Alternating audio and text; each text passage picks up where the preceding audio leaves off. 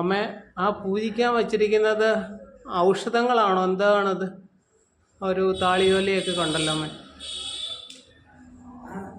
അത് നവരാത്രി കാലമല്ലേ, ഔഷധങ്ങൾക്കല്ലേ ഏറ്റവും പ്രാധാന്യമുള്ളത്.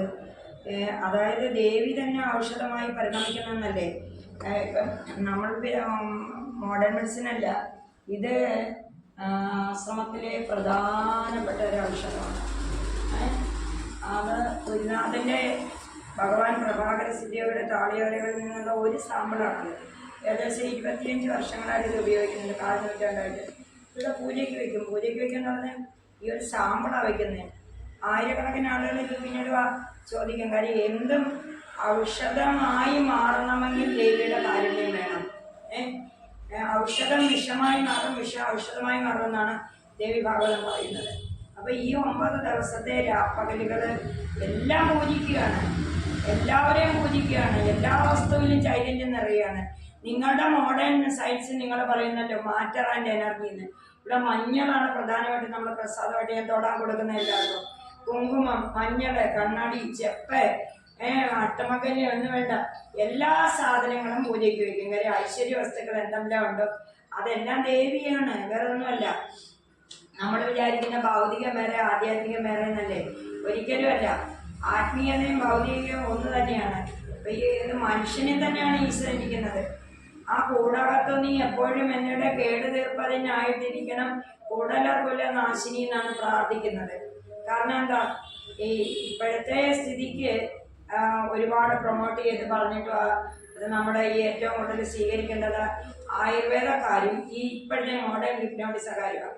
ഇവർ രണ്ടു കൂട്ടരും ഇവിടെ വരുന്നുണ്ട്. ഇതിൻ്റെ വലിയ ആളുകളാണ് വരുന്നത്. ഇവിടെ പേരെടുത്ത് ഞാൻ പറയുന്നില്ല, തലപ്പത്തിരിക്കുന്നവരാണ്. പക്ഷെ അവരോട് കാര്യം പറഞ്ഞു കൊടുത്തിട്ട് അവർക്ക് ആ പ്രവൃത്തിയിലേക്ക് കൊണ്ടുവരുന്നില്ല. കാരണം എന്താണെന്ന് ഞാൻ പറയാം.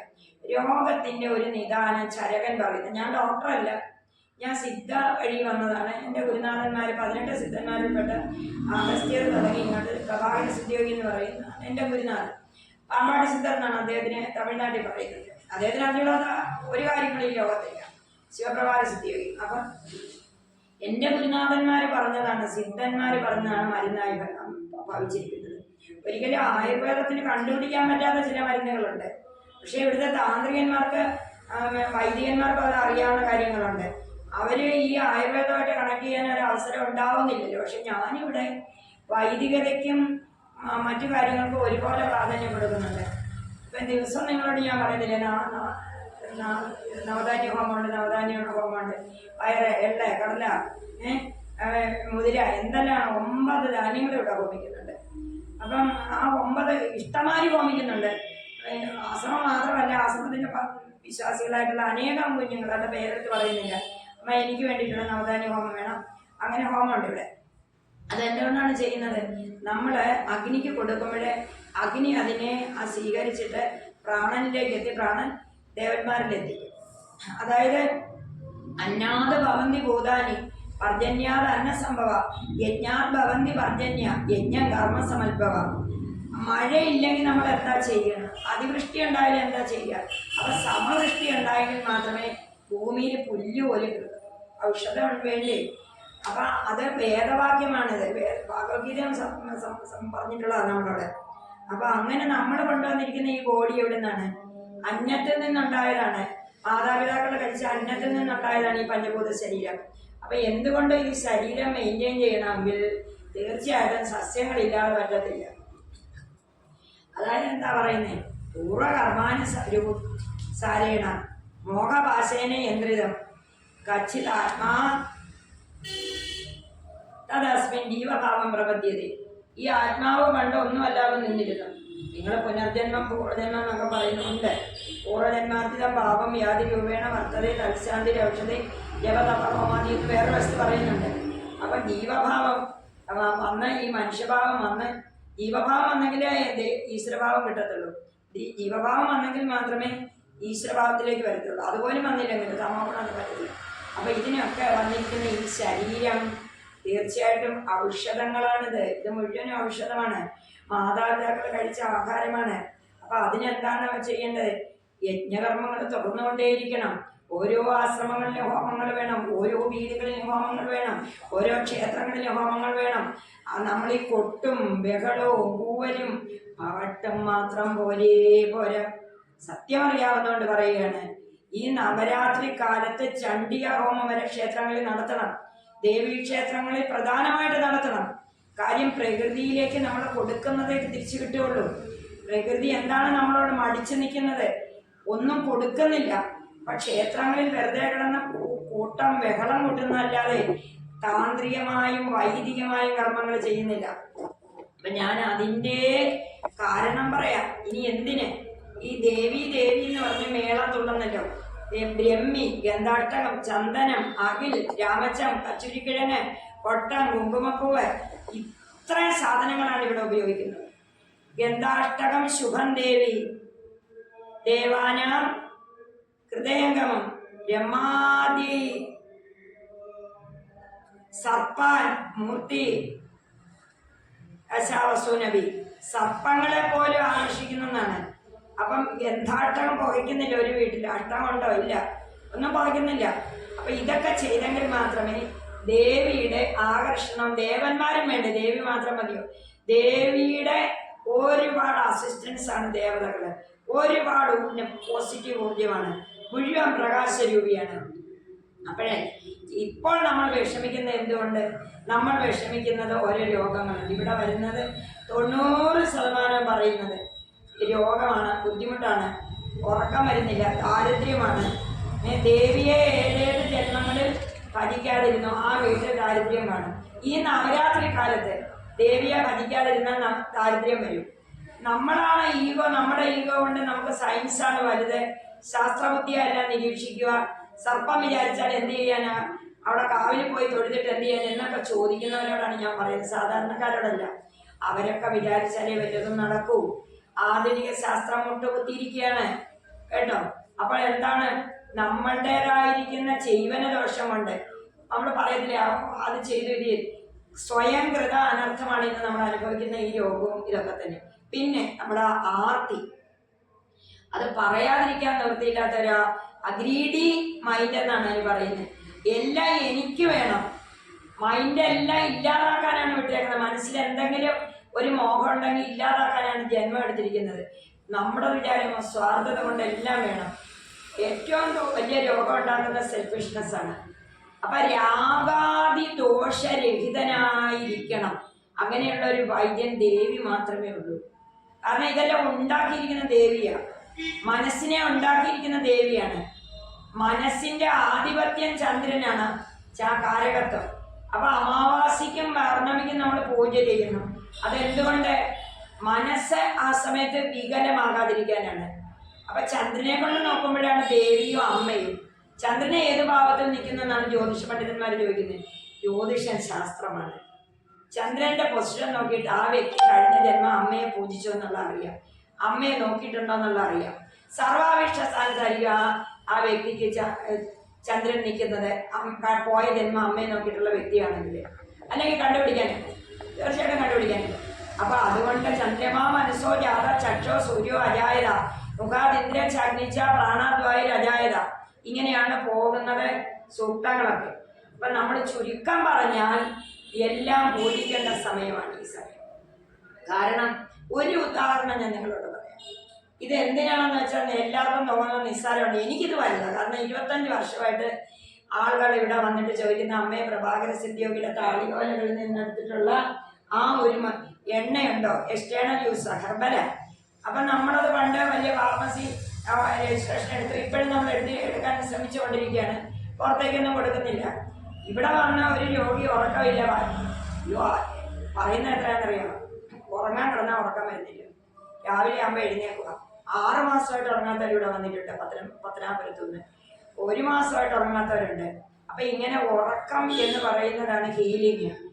എല്ലാത്തിലും വലിയൊരു അനുഗ്രഹം ദൈവം തരേണ്ടത് ഉറക്കമാണ്. എല്ലാം മറന്നൊന്ന് ഉറങ്ങിയാൽ മതി എന്നാ പറയുന്നത്. മോഡേൺ സയൻസും പറയുന്ന ഹീലിംഗ് നടക്കുന്നത്, അതായത് രോഗം ശാന്തി വരുന്നത് ഉറക്കത്തില്ല. ആ ഉറക്കത്തിനുള്ള സംഭവം ഇതിനകത്ത്. ഇതിന്റെ ആ ശാസ്ത്രം ഞാൻ പറഞ്ഞുതരാം. ഇത് അശാസ്ത്രീയമൊന്നുമല്ല, ഇത് അന്ധവിശ്വാസമൊന്നുമല്ല. എൻ്റെ ഗുരുനാഥൻ പ്രഭാകര സിദ്ധിയോഗി 700 വർഷം ജീവിച്ചിരുന്നു. അദ്ദേഹത്തിന് ഒരു ലാബറട്ടറി ഇല്ലാതെ ഒരാളിനെ കാണുമ്പോൾ ആളുടെ രോഗം എന്താണെന്ന് നിശ്ചയിക്കാൻ അറിയാമായിരുന്നു. ക്യാൻസർ വരെ മാറ്റിയിട്ടുണ്ട്. അദ്ദേഹത്തിനെ കുണ്ണനക്ക സ്വാമി എന്ന് പറഞ്ഞ് വിളിച്ചിട്ടുണ്ട് ചിലര്. ചില പച്ചിലകൾ അദ്ദേഹം പറിച്ചുകൊണ്ട് വന്നിട്ട് പെട്ടെന്ന് തന്നെ കൊടുത്തിട്ടുണ്ട്. ഓരോരുത്തർക്ക് പെട്ടെന്ന് മാറിയിട്ടുണ്ട്. മുഴ കാലിലെ കയ്യിൽ അനേകം കാര്യങ്ങൾ ഞാൻ കണ്ടിട്ട് പോലുണ്ട്. അല്ലാതെ ഞാൻ ഭഗവത്ഗീതയും ഭാഗവതവും ഉപനിഷത്തും മാത്രമല്ല അദ്ദേഹത്തിൽ നിന്ന് മനസ്സിലാക്കിയത്. എന്താണ് ഈ ബോഡി? ഒരു യോഗിക്ക് മാത്രമേ അറിയത്തുള്ളൂ കൃത്യമായിട്ട് ആ ബോഡിയുടെ സമൂലമായ പ്രവൃത്തി. പാർപ്പടനും ചരകനും ശുശ്രൂതനും ഒക്കെ തന്നെ യോഗികളായിരുന്നു. ഫോഗർ, അഗസ്ത്യർ, ഇവരെല്ലാം മെഡിസിൻ്റെ ആളുകളായിരുന്നു. അഗസ്ത്യ നാടി തന്നെ ഉണ്ട്. അപ്പോൾ എന്തുകൊണ്ടാണ് ഗുരുനാഥൻ ഇതൊക്കെ ഇവിടെ വെച്ചതെന്ന് പറഞ്ഞാൽ നമ്മളുടെ മനസ്സ് ചിലപ്പോൾ വളരെ വികലമാകും. ഭയം, സന്തോഷം, ക്രോധം, അസൂയ, പിന്നെ പ്രതികാരം, 6 വികാരങ്ങളിലേക്ക് പോവുകയാണ് മനസ്സ്. ഏതെങ്കിലും ഒരു അനിഷ്ട സംഭവം ജീവിതത്തിൽ ഉണ്ടായി കാണും. ഉണ്ടായിട്ട് അപ്പോൾ മനസ്സത് ഏറ്റുവാങ്ങി. പിന്നെ എങ്ങനെയെങ്കിലും നമ്മുടെ സാഹചര്യങ്ങൾ അത് മാറി എന്തെങ്കിലും പരിഹാരം കണ്ടത് നേരെയാകും. പക്ഷേ ഈ സമയത്ത് ബ്രെയിനിലേക്ക് പോയ നാടി അങ്ങ് പ്രൊവോക്കഡായി. അയ്യോ, നമ്മൾ പറയത്തില്ല അയ്യോ എൻ്റെ തല പൊട്ടി പോകുന്നു. നമ്മൾ ചിന്തിക്കുമ്പോൾ ഇങ്ങനെ നെറ്റ് പുരിയൻ എണ്ണ വെച്ചിട്ട് ചിളിക്കുക ചെയ്യുന്നത്. അതുപോലെ ചിന്തകൾ എറേസ് ചെയ്തു. ചിന്തയാകുന്നത് കാര്യവിനാശിനി. ഇതിന് മോഡേൺ മെഡിസിൻ പഠിക്കണ്ട, യോഗശാസ്ത്രം പഠിച്ചാൽ മതി. ഒരു പ്രശ്നം ഉണ്ടാകുന്നു, അതിനകത്ത് നമ്മുടെ മനസ്സിന് സാധൂകരിക്കാൻ പറ്റുന്നില്ല. ഇംബാലൻസ് ആകുക അവിടെ. നമുക്കൊരു സൊല്യൂഷൻ അവിടെ കിട്ടുന്നില്ല. ആ ഒരു സൊല്യൂഷൻ കിട്ടാതെ നമ്മൾ മനസ്സ് കൊഴിയാണ്. അർജുനൻ പോലും മാമയെ വൈശ്യസ്യ സംശയ കൊഴഞ്ഞു പോവുക ചെയ്യുന്നത്. വേണ്ടപ്പെട്ടവരെ എങ്ങനെ നേരിടും? പിന്നെ കൊല്ലും. ആ സമയത്ത് ആ ബ്രെയിനിലേക്ക് ഹൃദയത്തിൽ നിന്ന് പോയ 108 നാടുകളിൽ ഏതാനും നാടുകൾ വളരെ അലർട്ടാകുക. നമ്മൾ പറയില്ല റെഡ് അലർട്ട് എന്ന്. അലർട്ടായിട്ട് എങ്ങനെ ബോഡിയെ സംരക്ഷിക്കണമെന്ന് ഈ ബ്രെയിനിലേക്ക് പോവുക. ബ്രെയിനിലെ ന്യൂറോണുകളിൽ ഇത് കൊടുത്തിരിക്കുക. അവിടെ ഇതിനെന്തോ കുഴപ്പം സംഭവിച്ചുകൊണ്ടിരിക്കുന്ന ഈ ബോഡിക്ക്, ഈ മനസ്സിന് അലർട്ടാകുന്നു. ഈ കാര്യങ്ങളെല്ലാം കഴിഞ്ഞിട്ടും ഈ അലർട്ടായിട്ടിരിക്കുന്ന ന്യൂറോ സിസ്റ്റം ശാന്തമാകുന്നില്ല. 1-2 neuro system 108 നാടികളാണ്. അപ്പം അങ്ങനെ വരുന്ന സമയത്ത് ഇത് റിപ്പീറ്റ് ചെയ്യുക. പിറ്റേ ദിവസം ചിലപ്പോൾ ഈ തലവേദന കറക്റ്റ് പർട്ടിക്കുലർ മൊമെന്റ് വരിക. ചിലർ പറയത്തില്ലേ അവർക്ക് ബാധ കയറുന്നത് സന്ധ്യ കഴിയുമ്പോഴാണ്. സന്ധ്യ കഴിഞ്ഞപ്പോഴായിരിക്കും അവൾ പേടിച്ചത്. ചിലർ പറയുന്നില്ലേ അവൾക്ക് പരീക്ഷയ്ക്ക് പോകുമ്പോഴത്തേക്ക് തലവേദന വരുന്നു. ചിലർ പറയുന്നില്ലേ അല്ലാത്ത സമയത്ത് ഇന്നാരെ കാണുമ്പോഴേ. അപ്പം ആ ഒരു അവസ്ഥ അന്ന് ഉണ്ടായിട്ടുണ്ട്. ആ ഒരു സംഭവത്തിൽ അങ്ങനെ മനസ്സിനൊരു അടി കിട്ടിയിട്ടുണ്ട്. അപ്പോഴാണ് അങ്ങനെ വരുന്നത്. അങ്ങനെ വരുന്ന ആ തലവേദന എത്ര ഗുളികൾ കൊടുത്താലും ഉറക്കം വരത്തില്ല. ഉറക്കം നിഷേധിക്കപ്പെടുകയാണ് ചെയ്യുന്നത്. അത് ഭയന്നിട്ടാണ്. ശരിക്കും പറഞ്ഞാൽ ആ അവസ്ഥയെ, ആ കണ്ടീഷനെ നേരിടാൻ വയ്യാതെ പാവം മനസ്സ് കൊഴിയാണ്. അത്രയ്ക്ക് കട്ടിയുള്ള ആളായിരിക്കത്തില്ല, കട്ടി കുറഞ്ഞ മനസ്സായിരിക്കും, ധൈര്യമൊന്നും കാണില്ല. അപ്പം അങ്ങനെ ഇരിക്കുന്ന അവസ്ഥയിൽ നമ്മുടെ മഹർഷി ഭഗവാനല്ല മറ്റുള്ള ഋഷിമാരും കണ്ടുപിടിച്ചിട്ടുണ്ട്. പക്ഷെ ഇവിടെ ഞാൻ ഒരൊറ്റ മരുന്നിൻ്റെ പേര് പറയും. എല്ലാം കൂടെ എനിക്ക് പറഞ്ഞു തരാൻ പറ്റത്തില്ല. അതിന് ഞങ്ങളുടെ സ്ട്രേഡ് സീക്രട്ടാണ്. കാര്യം ഗുരുനാഥൻ ധരിക്കുന്ന ഓലയിലുള്ളതാണ്. പക്ഷെ കുറച്ച് കാര്യങ്ങളൊക്കെ നമ്മൾ നിങ്ങളുടെ അറിവിന്, നിങ്ങളുടേതായ യുക്തിബോധത്തിന്, നിങ്ങൾ ഭയങ്കര യുക്തിബോധക്കാരാണ്. അപ്പോൾ അമ്മേ എന്ന് ചോദിക്കരുത്. കടലാടി എന്ന് പറഞ്ഞ ഒരു മെഡിസിൻ ഉണ്ട്. ഇവിടെ ഞാൻ വെച്ച് പിടിപ്പിക്കുന്നുണ്ട്. ചെറുകടലാടിയുണ്ട്, വലിയ കടലാടിയുണ്ട്. അത് ഈ എണ്ണയിലുള്ള സാധനമാണ്. മറ്റൊരിടത്തും അതില്ല. കാരണം ഒരുപാട് മരുന്നുകൾ, എണ്ണകൾ, ഇപ്പം മുടി വളരുന്നൊക്കെ ഇൻഗ്രീഡിയൻസ് ഞാൻ നോക്കുന്നുണ്ട്. ഈ കടലാടി തന്ത്രിമാരോട് ചോദിച്ചാൽ പറയും എന്തിനാണെന്ന്. ഇവിടെ പൂജയ്ക്ക് സുദർശന പൂജ ഹോമത്തിന് എടുക്കുന്നതാണ് കടലാടി. അതായത് ആ വീട്ടിൽ മരണം നടന്ന്, അല്ലെങ്കിൽ അപമൃത്യു നടന്നു, അല്ലെങ്കിൽ അവിടെ വലിയ കുഴപ്പങ്ങൾ ഉണ്ടാകുന്നു, ആ വീടിന് ഭയങ്കര അധപ്പതനം വരുമ്പോഴേ ആ പ്രശ്നം വെച്ചിട്ട് മഹാസുദർശനം ചെയ്ത് അവിടെയുള്ള ആ പിതൃക്കളെ എല്ലാം പിടിച്ചെടുത്തിട്ട് സായുജ്യം കൊടുക്കണം. ആ അവസ്ഥയ്ക്ക് തന്ത്രി പറഞ്ഞു വിടുന്നതാണ്. ഈ തന്ത്രിയുടെ ചാർത്തിലുള്ളതാണ് കടലാടി. അങ്ങാടി വരുന്ന കടലാടി. എന്തിനാന്ന് ഞാനത് റിസർച്ച് ചെയ്ത് ഇപ്പോഴും റിസർച്ച് ചെയ്തുകൊണ്ടിരിക്കുക.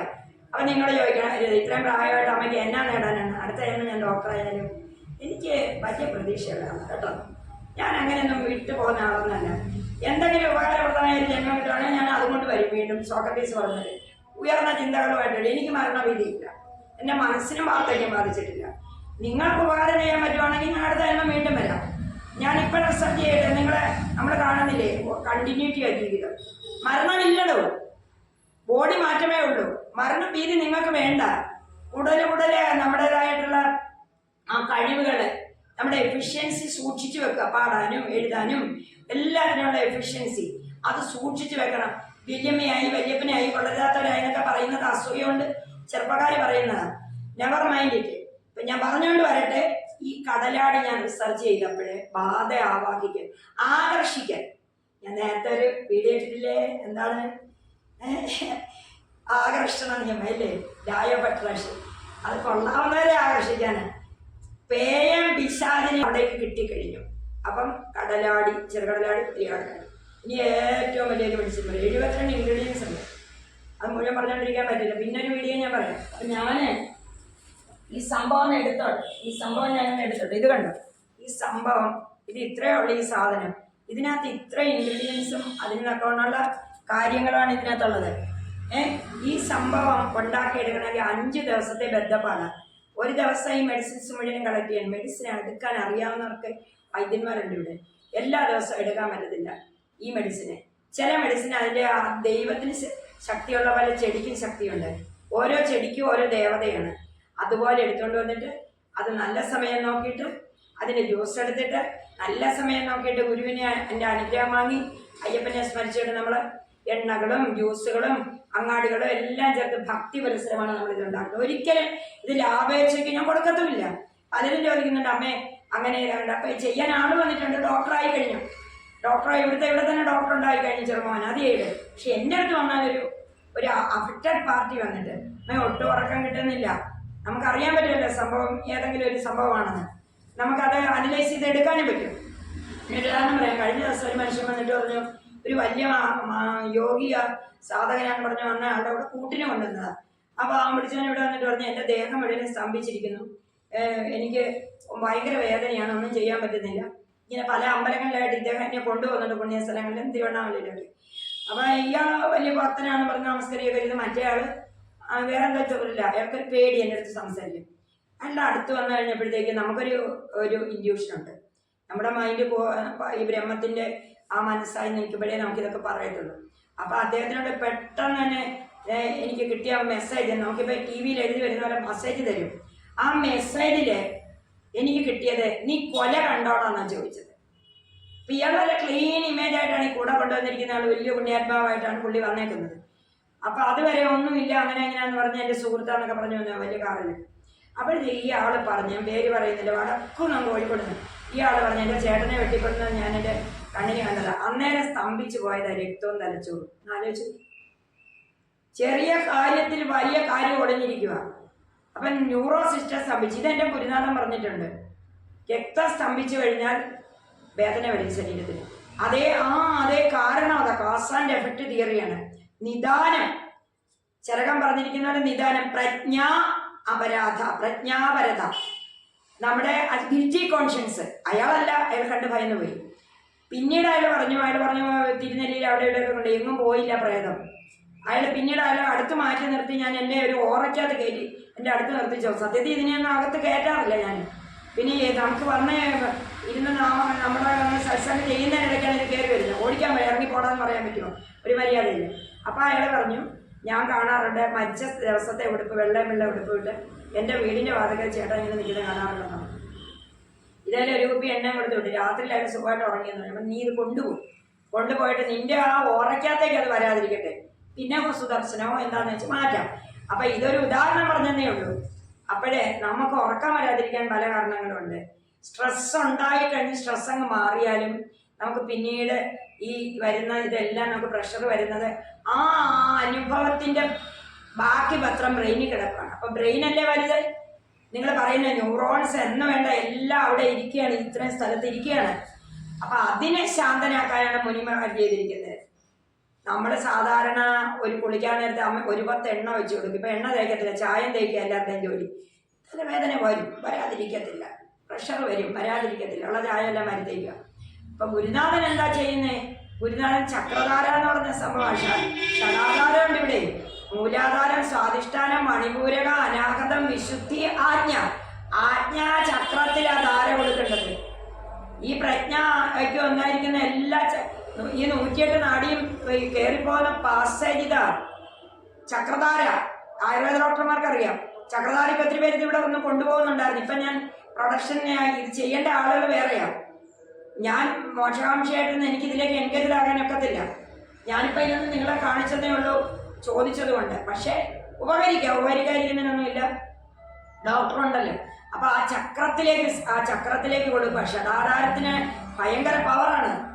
നമ്മളിപ്പോ ഈ ദേവി ഭാഗവതം വായിക്കുന്നു. അവ ഐ ക്രീം ക്ലീം ചാമുണ്ടായ വിജയനമ ശ്രീ ക്രീം ക്ലീം ഐസം ഓം ശ്രീ കായകള ക്രീം അസകൾ ക്രീം ശ്രീ നമ. ഗുരുനാഥൻ പറഞ്ഞു തന്നിരിക്കുന്ന ശ്രീവിദ്യാ മന്ത്രമുണ്ട്. ആധാര ചക്രങ്ങളിലേക്ക് കുണ്ടലിനിയാകുന്ന ശക്തിയെ ഉയർത്തിക്കൊണ്ടെന്ന് യോഗി ത്രിപുരയായി മാറുക. ത്രിപുരം അതായത് ഒരു 3 ത്രികോണത്തിനകത്താണ് പവർ കിടക്കുന്നത്. അപ്പം മുകളിൽ പറയുന്ന ത്രിപുരാ സുന്ദരി എന്നാണ്. ആ ത്രിപുരാ സുന്ദരിയെ ശ്രീചക്രമാണ്. ശ്രീചക്രത്തിന് നമ്മളെല്ലാം കൊടുക്കും. ശ്രീചക്രത്തിലേക്കാണ് ശ്രീചക്രയെ ആകർഷിച്ചു കൊണ്ടുവരിക. ഇതൊരു ആകർഷണമാണ്. ഇതാണ് യഥാർത്ഥത്തിലുള്ള ലൈഫ് അട്രാക്ഷൻ. അങ്ങ് ചിന്താമണി ഗ്രഹത്തിലിരിക്കുന്ന ദേവിയെ, മണിദ്വീപത്തിലിരിക്കുന്ന ഈ ബ്രഹ്മാണ്ടം എവിടെയുണ്ടോ അതിന്റെ തലയ്ക്കാണ് മണിദ്വീപം.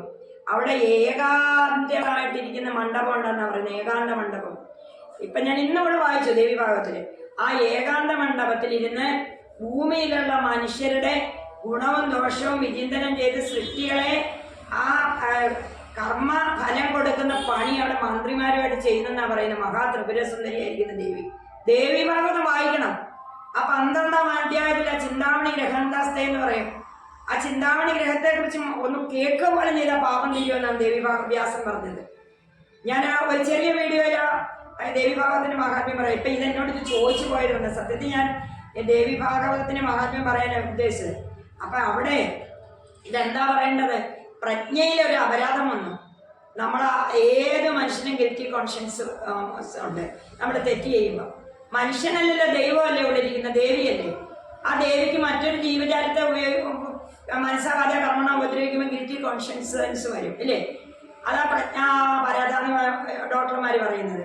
ഇതെല്ലാം ഇവിടെ ഉള്ള കാര്യമാണ്. അപ്പൊ അത് നമ്മളെ മനസ്സിൽ കിടന്ന് നമ്മളല്ലേ ആ സംഭവം തേട്ടി വരുന്നു. അവരോട് ഞാൻ പണി കൊടുത്ത് ആർക്ക് പണി കൊടുത്താലും അവസാനം അത് രോഗമായി മാറും. ഈ ജന്മത്തല്ലെങ്കിൽ അടുത്ത ജന്മത്തിൽ രോഗമായി മാറും. അതാ കിടന്ന് ഉറങ്ങുന്നതിന് മുമ്പ് വിദ്വേഷം പാടില്ല. ആ വിദ്വേഷത്തിന്റെ കഥ ഞാൻ അടുത്ത വീഡിയോയിൽ പറയാം. ഒരിത്തരം വിദ്വേഷം വെച്ച് പുലർത്തരുത്. ഈ നവാക ദിവസം 9 ദിവസം ദേവിയെങ്കിലേക്ക് നിങ്ങൾ ദേവിയിലേക്ക് സമർപ്പിക്കുക. നിങ്ങൾക്ക് ആരോടെങ്കിലും വിരോധം ഉണ്ടെങ്കിൽ കേട്ടോ. ഞാൻ ഒരു വിരോധം ഉണ്ടെങ്കിൽ എനിക്കിങ്ങനെ പറയാൻ പറ്റുമോ? എന്നോട് എല്ലാവരും കുറ്റം ചെയ്യുന്നുണ്ട്, എന്നെ എല്ലാവരും ഉപദ്രവിക്കുന്നുണ്ട്. എന്നെ ആരുണ്ട് ഈ പ്രപഞ്ചത്തിൽ? ഞാൻ സൂര്യചന്ദ്രന്മാരോട് ചോദിക്കുന്നുണ്ട്. നമ്മളെല്ലാവരും അങ്ങോട്ട് ഉപകരിക്കുക. പക്ഷെ നമ്മളൊരു പാവമാണെന്നാണ് എല്ലാവരുടെയും വിചാരം. നമ്മളൊരു മണ്ട ബുദ്ധിയാണ്, നമുക്കിട്ട് പണി തരാന്ന്. പക്ഷെ എനിക്ക് വിരോധമില്ല. റിവെഞ്ച് എന്ന് പറയുന്നത് ഇല്ലാത്തതുകൊണ്ടാണ് എനിക്ക് ഈ ബോധം കിട്ടുന്നത്, ഈ ആത്മവിചാരം ചെയ്യാൻ പറ്റുന്നത്, എനിക്ക് ആത്മജ്ഞാനം കിട്ടുന്നത്. റിവെഞ്ച് ഇല്ല, നിങ്ങൾക്കും പാടില്ല. എനിക്ക് നിങ്ങളെ ഉപദേശിക്കാം, കാര്യം ഞാൻ അതേമാതിരി ജീവിച്ചിട്ടാണ് ഉപദേശിക്കുക. അപ്പൊ റിവെഞ്ച് പാടില്ല. പ്രജ്ഞ തെളിഞ്ഞിരിക്കണം. എൻ്റെ പ്രജ്ഞ തെളിച്ചിരുന്ന ഗുരുവായിരുന്നു. അതാണ് ഈ വിജയദശമിയുടെ നമ്മൾ ഗുരുക്കന്മാരെ വന്ദിക്കുകയല്ലേ. പ്രജ്ഞ തെളിച്ചു തരിക. പ്രജ്ഞയിലുള്ള തെറ്റായ ധാരണകളെല്ലാം ഗുരു മാറ്റും. എൻ്റെ ഗുരുനാഥൻ ശിവപ്രഭാര സിദ്ധിയോയി എൻ്റെ പ്രജ്ഞയിലുണ്ടായിരുന്ന എല്ലാ തെറ്റുവശങ്ങളും മാറ്റി. തെറ്റില്ലാത്തവരുണ്ടോ? ഇല്ല. അപ്പൊ ഞാൻ പറഞ്ഞുകൊണ്ട് വരുന്നത് ഈ സമയത്ത് ഇത് മുഴുവൻ ഇനിയുണ്ട്. സാരസാരിഷ്ടം പൂജിക്കും ഇവിടെ. ബ്രഹ്മി കൃതം ഈ കുട്ടികൾക്ക് കൊടുക്കാം. അപ്പൊ കൊണ്ടുവരും സാരസാരിഷ്ടം ഇവിടെ പൂജിക്കാൻ കൊണ്ടുവരും. എന്തിനാ പൂജിക്കുന്നതെന്ന് ചോദിച്ചാൽ ഔഷധത്തിന്റെ ഗുണങ്ങളുണ്ട്. ഇവിടെ വെക്കുമ്പോൾ ചാർജ് ചെയ്ത് കിട്ടുക ചെയ്യുന്നു. അപ്പൊ ഞാൻ ഒരു കാര്യം നിങ്ങളോട് ഇവിടെ പറഞ്ഞിട്ട് എൻ്റെ ഈ വീഡിയോ ഇപ്പോഴത്തെ ചുരുക്കാം അല്ലേ. ഒരുപാട് പറഞ്ഞാൽ നിങ്ങൾക്ക് നിങ്ങൾ റിപ്പീറ്റ് ചെയ്ത് കേൾക്ക്.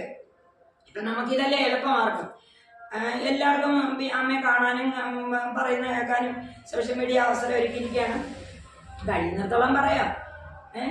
കഴിയുന്നിടത്തോളം ദേവി പറയുന്നുണ്ട്. ഞാൻ രണ്ടൊരു കാര്യം പറയാം. മരുന്ന് എന്താണെന്നുള്ളത് മനസ്സിലാക്കണം. രത്നങ്ങൾ അതും പൂജിക്കും. വജ്രം, പവിഴം, ഇതെല്ലാം ദേവിയുടെ പവറാണ് പവിഴത്തിനകത്ത്. കണ്ടോ, ഇത് രാമേശ്വരത്തിൽ പവിഴമാണ്. ദേവിയുടെ പവറാണത്. ഞാനിവിടെ ചെടികളെ കുറിച്ച് കറുക ആദിത്യനും ബുധനുമാണ്. ഗുണം ആദിവ്യാധി നാശ് കേട്ടോ, അനശ്വരത്വം. വിഷ്ണുക്രാന്തി ശ്രീകൃഷ്ണൻ, വിഷ്ണുവധപ്രാപ്തി. തിരുതാളി നമ്മൾ പറയട്ടെ പണ്ടൊക്കെ, ഇപ്പം നിങ്ങൾ ഷാമ്പു അല്ല, തിരുതാളി മഹാലക്ഷ്മി ഐശ്വര്യം. പണ്ടൊക്കെ അമ്മമാർ താളി തേച്ചാൽ കുളിക്കുന്നത്. പൂവാമൃതനില ബ്രഹ്മാവ് ദാരിദ്ര്യ നിർമ്മാർജ്ജനം. കൈയുണ്യം ശിവൻ പഞ്ചപാതക ശക്തി.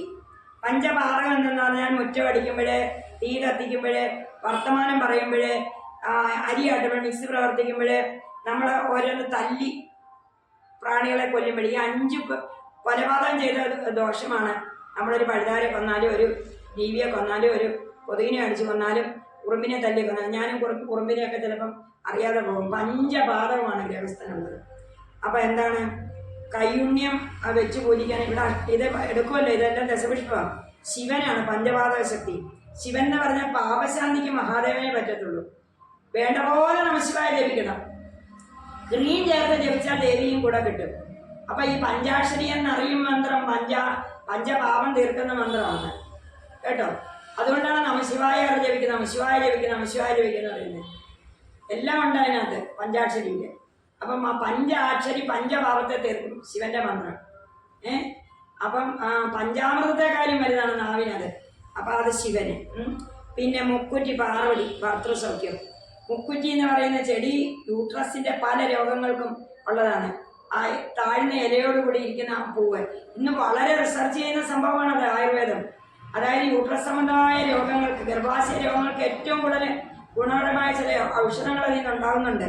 പണ്ട് ഈ മുക്കുറ്റി ഉണക്കലരിയായിട്ട് അരച്ച് തെങ്ങിൻ്റെ പൂക്കലയൊക്കെ അതിനകത്ത് ചേർത്ത്, കരിപ്പട്ടിയൊക്കെ ചേർത്ത്, നെയ്യും ചേർത്ത് ഋതുവായ പെൺകുട്ടികൾക്കും കൊടുക്കും, അല്ലാതെ പ്രസവം കഴിഞ്ഞവർക്കും കൊടുക്കും. അപ്പം ഇതൊക്കെ പുച്ഛിച്ച് തള്ളി പാരമ്പര്യത്തെ നിന്ദിച്ച് എല്ലാം അന്ധവിശ്വാസം എന്ന് പറഞ്ഞിട്ട് ഇന്ന് കടല് കടന്നുപോയി ഇതിനെക്കുറിച്ച് റിസർച്ച് നടത്തിക്കൊണ്ടിരിക്കുക. മനസ്സിലാക്കണം, എന്തിനാണ് പാതിരാപ്പൂ ചൂടുമെന്ന് കുക്കുറ്റി ചൂടുന്നത്, എന്തിനാണ് സ്ത്രീകൾ ഇത് തലയിൽ വെക്കുന്നത്? മുല്ലമാല വെച്ചൂടെ? ഇതാണ് ഭർത്താവിൽ നിന്നുള്ള സൗഖ്യം കിട്ടും, പാർവതിയുടെ അനുഗ്രഹം കിട്ടും. നിലപ്പന ഭൂമി ദേവി, വിവേകം ക്ഷമ അഭിഷേകത്തി, ഉഴിഞ്ഞ ഇന്ദ്രൻ ഇന്ദ്രിയബലം സമ്പത്ത്, ചെറുട യമൻ ദീർഘായുസ്, മോക്ഷി കാമദേവൻ സൗന്ദര്യം. അപ്പൊ ഇന്ദ്രിയബലം ഇല്ല ചിലർക്ക്, ചില കാണാൻ വലിയ ഇതായിരിക്കും, പക്ഷെ നമ്മൾ എന്തെങ്കിലും ഒന്ന് പറയുന്നതിലേക്ക് ആള് വീക്കാകും. അനേക സംഭവങ്ങൾ അതുപോലെ ഉണ്ട്. ഇപ്പം നമ്മുടെ കൈയാണെങ്കിലും കാലാണെങ്കിലും നാവാണെങ്കിലും കണ്ണാണെങ്കിലും നമ്മളെ ആനയെ പോലും തളയ്ക്കുന്ന ഒരു മനുഷ്യനാണെന്ന് വിചാരിച്ചോണം. വലിയ ഒരു മതയാന ഒരു മനുഷ്യൻ ആനയുടെ മർമ്മത്തെ ശരിക്കും നോക്കിയിട്ടാണ് ആ ഒരു ചെറിയ മനുഷ്യനൊരു ആനയെ തളയ്ക്കുന്നത്. ഇന്ദ്രിയ ബലമാണ്. അപ്പൊ ഇതിനൊക്കെ വേണ്ടത് എന്താണ്?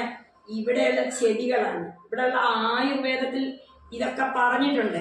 മോക്ഷി അപ്പോഴേക്ക് ഇവിടെ നമുക്ക് എൻ്റെ വീട്ടിൽ തന്നെ ഡോക്ടർ എന്ന് പറഞ്ഞാൽ MBBS ഉള്ള ഫാദറല്ല, അദ്ദേഹത്തിന് മൂത്രാശയം 1-2 പേർക്ക് നമ്മുടെ ബന്ധുക്കൾക്ക്. അപ്പൊ സ്വാമി ഇവിടെയുള്ള കാലമാണ്, ഭക്തന്മാരും വരുന്നുണ്ട്. അപ്പൊ മഹാവൈദ്യനല്ലേ വന്നിരിക്കുന്നത്, മഹായോഗി മാത്രമാണോ ദൈവമേ? അപ്പൊ എന്താണ് നമ്മൾക്കാണ് നേരമില്ലെങ്കിൽ പോലും നമ്മളിതൊക്കെ കേൾക്കാനുള്ള ഒരു കൗതുകം കൊണ്ട് നിൽക്കും. അപ്പൊ അദ്ദേഹം പറഞ്ഞ് ഈ ചെറുള പറിച്ചിട്ട് കരിക്ക് വെട്ടിച്ച് ഇടുന്ന കാണുക, ഞാൻ കരിക്ക് വെട്ടി അതിനകത്ത് ഇത് ഇട്ട് ഏലക്കായിട്ട് അടച്ചിടുക, രാവിലെ കുടിച്ചോളാൻ പറഞ്ഞു. നല്ല സൗഖ്യം കിട്ടിയെന്നാണ് പറയുന്നത്. അപ്പൊ എതിർച്ചയാ പറഞ്ഞതേ ഉള്ളൂ. ചെറുകുള എന്താ ബലിയിടാൻ എടുത്തോണ്ട് വരുന്നത്. അപ്പൊ ചെറുകുള കാണുമ്പോൾ നമ്മൾ പണ്ട് പേടിച്ചിട്ടുണ്ട്, അയ്യോ ആരെങ്കിലും മരിക്കാൻ പോകണം, യമൻ എന്നല്ലേ പറയാം, യമനാണെന്ന് യമൻ എന്നാ പറയുന്നത്. യമനെ ആർക്കെങ്കിലും ഇഷ്ടപ്പെടുക. പക്ഷെ യമൻ എന്ന് പറഞ്ഞാൽ ചില രോഗങ്ങളെ ഇല്ലാതാക്കുന്നവനൊന്നും കൂടാ. യമൻ എന്ന് പറയുന്നത് നല്ല ദേവനും കൂടെ, യമ ധർമ്മമുള്ള ആളാണ്, ധർമ്മരാജാവാണ്. അപ്പൊ അങ്ങനെ നോക്കുവാണെങ്കിൽ ഒന്നും പുച്ഛിച്ച് കാണണ്ട. ഇതേണ്ടോ, ഇത് ഞാൻ എഴുതി ആയുർവേദത്തിൽ സമർപ്പിച്ചത്. ആയുർവേദത്തിലെ ആധ്യാത്മിക രഹസ്യമാണിത്. ഈ ഗ്രന്ഥം ഞാനുണ്ടല്ലോ 2000 ഇപ്പോഴെങ്ങും അല്ല പ്രകാശനം ചെയ്തത്. ഇത് സെക്കൻഡ് എഡീഷനാണ് കേട്ടോ. ഇതിൻ്റെ ആദ്യത്തെ എഡീഷൻ 2009 ഞാൻ പ്രകാശനം ചെയ്തിട്ടുണ്ട്. 2009 ആയുർവേദക്കാരുടെ ഒരു കോൺഫറൻസ്, ചെറിയ ലേഖനമാണ്. ഇത് ഞാൻ എല്ലാവർക്കും കൊടുക്കുന്നുണ്ട്. നിങ്ങളൊന്ന് വായിക്കാന്ന് പറഞ്ഞു. ഈ പടത്തിൽ കാണുന്ന ആളിപ്പം വലിയ ഡോക്ടറായി. വെറുതെ ഒരു പടത്തിന് രസത്തിന് എടുത്തിട്ടതാ. ഇവിടുത്തെ കൊച്ചു ഡോക്ടറായപ്പോഴത്തെ ഡോക്ടറായി.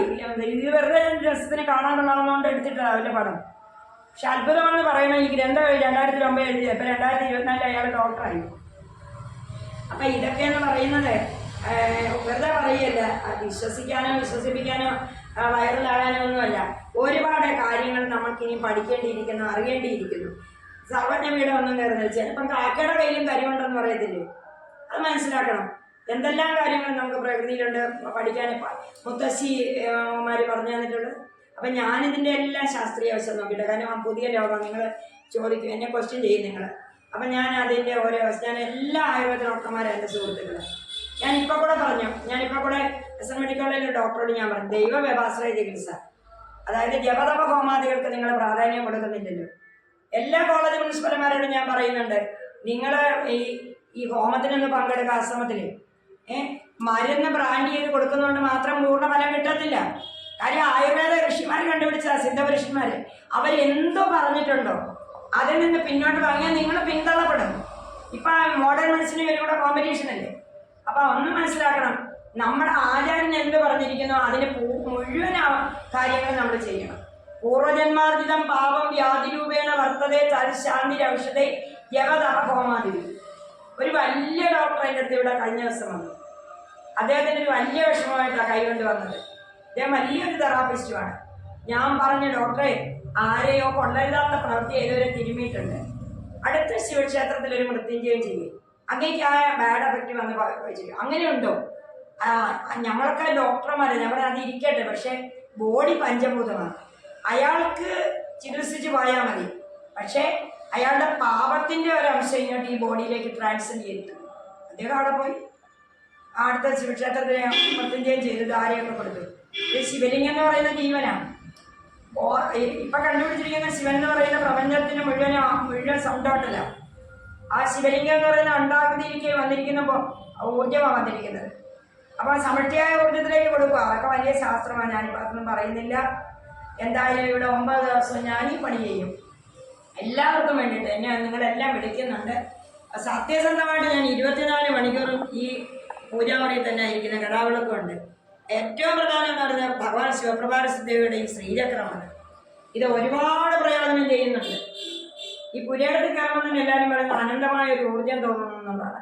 അപ്പോൾ അത് വേണ്ട പോലെ പൂജിച്ച് എല്ലാവർക്കും ഉപകാരപ്രദമായ രീതിയിൽ അതിനെ നമ്മൾ സ്ഥാപിക്കണം. അങ്ങനെ ഗുരുവിനോട് കാണിക്കേണ്ട ഒരു കടപ്പാട് ആണ് ഇതുകൊണ്ട് കാണിക്കുന്നത്. ഇതിൻ്റെ അഭിഷേകമൊക്കെ നടത്തുന്ന ഇതിൻ്റെ അഭിഷേക ജലമൊക്കെ കുടിച്ചാൽ ഒത്തിരി ഗുണം കിട്ടും. ഞാൻ ആ ഭാഗത്തേക്ക് ഇപ്പോൾ കടക്കുന്നില്ല. പിന്നെ ഒരു കാര്യം കൂടെ ഞാൻ പിന്നീട് പറയാം, അത് നിങ്ങൾ ശ്രദ്ധിക്കണം.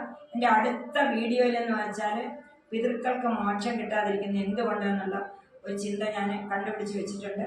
ദേവി ഭാഗവതത്തിൽ നിന്ന് എനിക്ക് അതിന് ഉത്തരവ് കിട്ടിയിട്ടുണ്ട്. ദേവി ഭാഗവതം തുടങ്ങുമ്പോൾ തന്നെ അതിന് ഉത്തരവ് കിട്ടിയിട്ടുണ്ട്. അപ്പോൾ അത് ഞാൻ അടുത്ത വീഡിയോയിൽ പറയാം. അതായത് എന്താണെന്ന് വെച്ചാൽ ജനമേജയൻ്റെ പ്രശ്നം എന്ന് പറഞ്ഞാൽ ആ 4ാമത്തെ സ്കന്ധത്തിൽ 12ാമത്തെ ചാപ്റ്ററിൽ എനിക്കതിന് ഉത്തരം കിട്ടി, വ്യക്തമായ ഉത്തരം കിട്ടി. അപ്പം ഞാൻ ഒരുപാട് പേര് അത് വന്ന് പറയുന്നുണ്ട് എന്നോട്, ഇങ്ങോട്ട് ഒരുപാട് കർമ്മം പിതൃമോക്ഷം കിട്ടി എന്തുകൊണ്ടെന്നുള്ളത്. അത് എനിക്ക് കിട്ടി, അത് ഭഗവതി തന്നെ കാണിച്ചിരിക്കുന്നത്. അപ്പോൾ തീർച്ചയായിട്ടും നിങ്ങൾ ഞാനീ പറഞ്ഞ ഒരു കാര്യം പോലും ഇതിനകത്ത് എൻ്റെ കയ്യിൽ നിന്നൊന്നുമില്ല, ആചാര്യൻ പറഞ്ഞു തന്നിട്ടുള്ളത്. ഇതെല്ലാം ആചാര്യൻ പ്രോക്തമാണ്. അതുകൊണ്ട് നിങ്ങൾക്ക് എല്ലാവർക്കും നമസ്കാരം.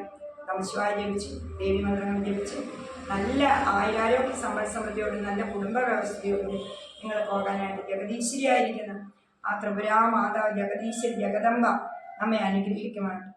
അമ്പേ ശരണം, ദേവീ ശരണം, നമസ്തേ.